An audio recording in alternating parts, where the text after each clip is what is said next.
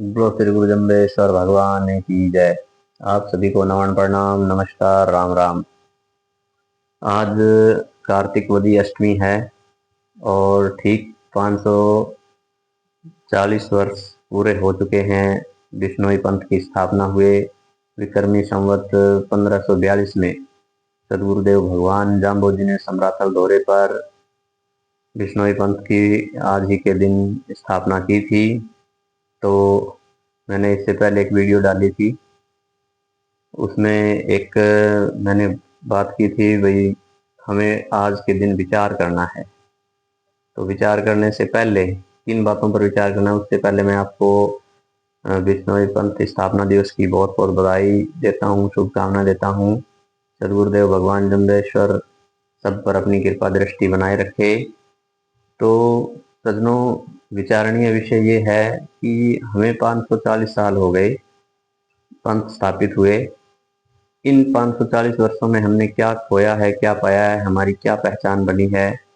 जब कहीं भी बिश्नोई नाम आता है तो इसका मतलब यह हो जाता है एक प्राकृतिक पर्यावरण प्रेमी की छवि उभरती है मन में। हर किसी के मन में यही है भाई अगर यहाँ बिश्नोई हैं तो प्रकृति और वन्य जीव अवश्य मिलेंगे, वो सुरक्षित रह सकते हैं। तो ये तो नियम अक्सर से अब पालन हो रहा है, लेकिन अब बात यह है कि जो गुरु महाराज ने हमें 29 नियमों की आचार संहिता दी थी, क्या वो नियम हमें याद हैं या हम उनको भूल चुके हैं।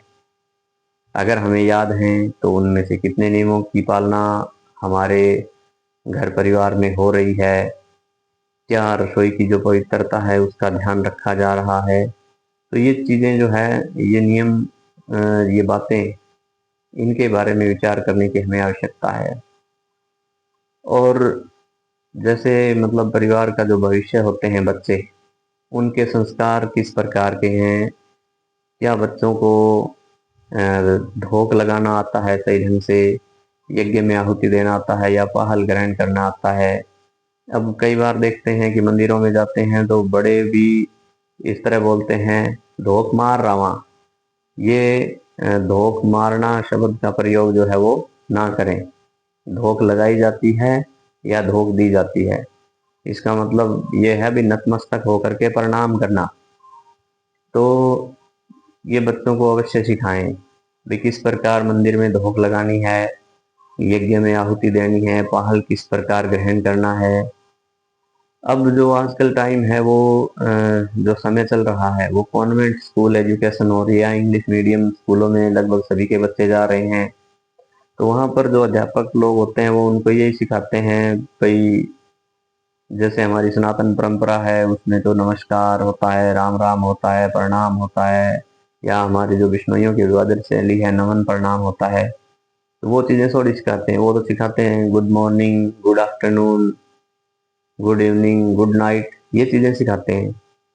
और बच्चे भी वैसे ही, उनके पेरेंट्स भी ये सोचते हैं कि हमारा बच्चा ज़्यादा से ज़्यादा मतलब अंग्रेजी में विशेषज्ञ बन जाए। तो वही जब जैसे कि घर चले जाते हैं तो उनके माता पिता बच्चों के होते हैं, वही बोलते हैं, बेटा अंकल के फीट टच किए आपने, बेटा अंकल को गुड मॉर्निंग बोलो, गुड आफ्टरनून बोलो। अरे भाई सीधा नमस्कार बुला दो, राम राम बुलवा दो, नमन प्रणाम बुलवा दो। हमारी जो परंपराएं उनको क्यों छोड़ रहे हो। ये कहाँ काम आएगी उसके good morning, good night, good evening, good afternoon. तो ये चीजें ना सिखाओ उनको। अपनी जो पुरातन संस्कृति है उसको बचाओ, अपनी जो अभिवादन शैली है वो सिखाओ, निवण मंत्र सिखाओ, गुरु मंत्र सिखाओ, 29 नियम सिखाओ, अपनी परंपराएं हैं वो सिखाओ, क्योंकि हमारी परंपराएं जो है वो बहुत समृद्ध रही हैं। भारत देश की हर समाज की, हर अक्षेत्र की जो परंपरा है भारतीय, वो बहुत समृद्धिशाली है। तो आज का जो हमारा दिन है कार्तिक वदी अष्टमी, जिस दिन जम्बेश्वर भगवान ने बिश्नोई पंथ की स्थापना की, तो मेरा आप लोगों से ये अनुरोध है कि आप इन विषयों पर जरूर विचार करें कि हमने क्या खोया है, क्या पाया है।